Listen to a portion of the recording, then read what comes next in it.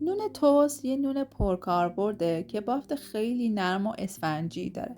درست کردن این نون خیلی راحته اگر شما هم جز کسایی هستین که از درست کردن نون خیلی لذت میبرین و دوست دارین تو خونه این نونای پرکاربرد و راحت رو درست کنین.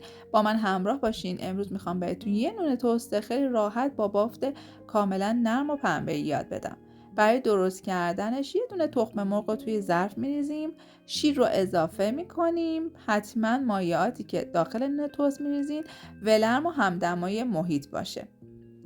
بعد اینکه اونا رو اضافه کردین کاملا مخلوطش کنید تا بافت تخم مرغ از هم باز بشه.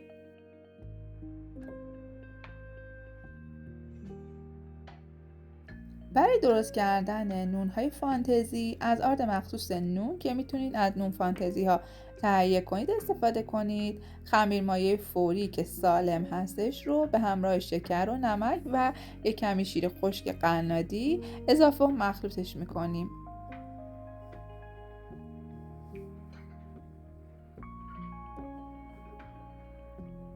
حالا توی این مرحله مایعی که آماده کرده بودیم رو اضافه میکنیم، شروع میکنیم به هم زدن. کمی که جمع شد دیگه باید اون رو ورزش بدیم.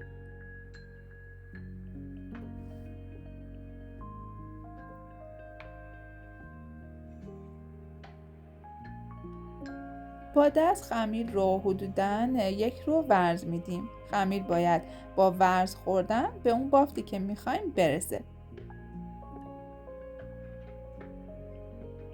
کمی که خمیر جمع شد کره همدمای محیط رو که نرم هستش رو به خمیرتون اضافه کنید. شروع کنید به ورز دادن. اگر از دستگاه استفاده میکنید حدوداً 10 دقیقه و با دست 1 ربع خمیر رو ورز میدیم.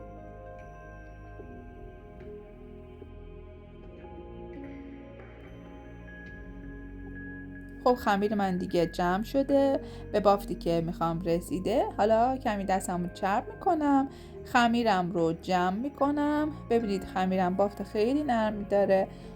خمیر رو کاملا جمع میکنم، از کاسه همزن جدا میکنم، چونه میکنم و داخل ظرفی که چرب کردم قرار میدم. ببینید بافت خمیر من بسیار نرم و لطیفه. حالا اون رو 1 ساعتی استراحتش میدم تا خمیرم حجم بگیره.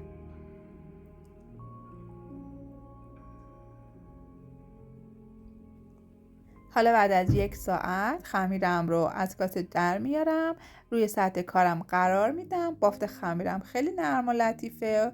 اون رو چونه میکنم، سطحش رو چرب میکنم، 1 ربع دیگه بهش استراحت میدم.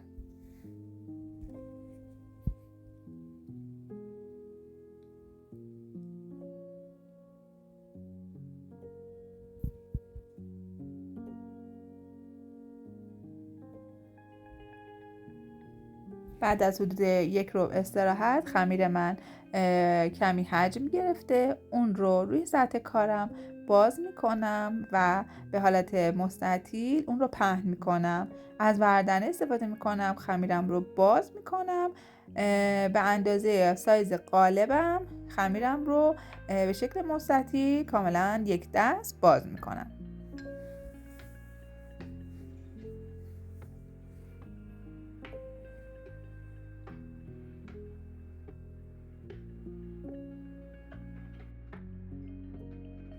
خب حالا تو این مرحله من خمیرم رو جمع میکنم. سعی کنید خمیر رو به صورت 1 دست و 1 نواخت جمع کنید. کنارهاش رو به داخل کاملا فیکس کنید و تا انتها این کار رو ادامه بدید.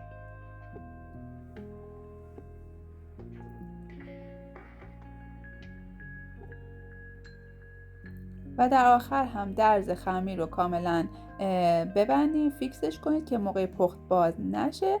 و بعد به داخل قالبتون که اون رو چرب کردین و آرد پاشی کردین منتقلش کنید. چرب و آرد پاشی کردن باعث میشه که نونتون به قالب نچسبه و به راحتی بعد از پخت از قالب جدا بشه.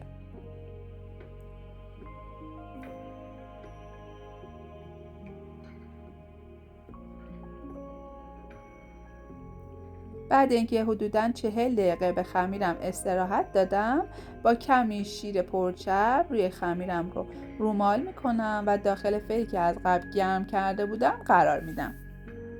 برای پخت این نون تست فرم رو از قبل با دمای 200 درجه کاملا داغ کردم.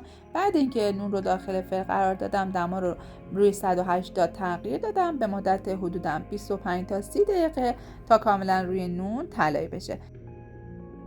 نون رو از قالب جدا کنین، روی توری خنک کننده قرار بدین، چند ساعتی بهش استراحت بدین تا نون کاملا خنک بشه. بعد اینکه خنک شد، نون ها رو برش بزنین و نون های خوشمزه و خوش عطرتون رو تحویل بگیرید.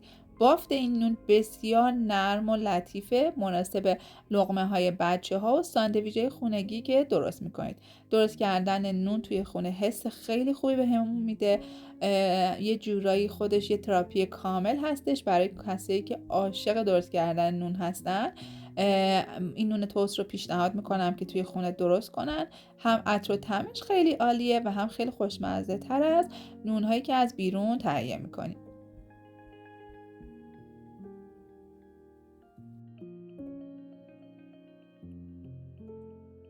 این نون تست خونگی که بافتش هم دیدین که چقدر نرم و لطیفه، درست کردنش هم که خیلی سخت نبود، هم خیلی خوشمزه تر از نونهای حاضریه و اینکه چون مواد نگهدارنده نداره خیلی هم سالم تره.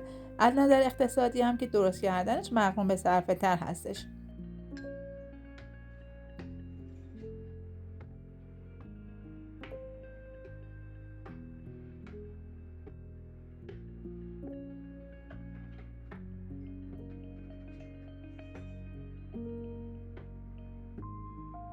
من نونهای تستم رو برش زدم. اگر میخواین نونها رو برای مدت طولانی تری نگهداری کنید، بعد از برش زدن اونها رو بسته بندی کنید و داخل فریزر قرار بدین.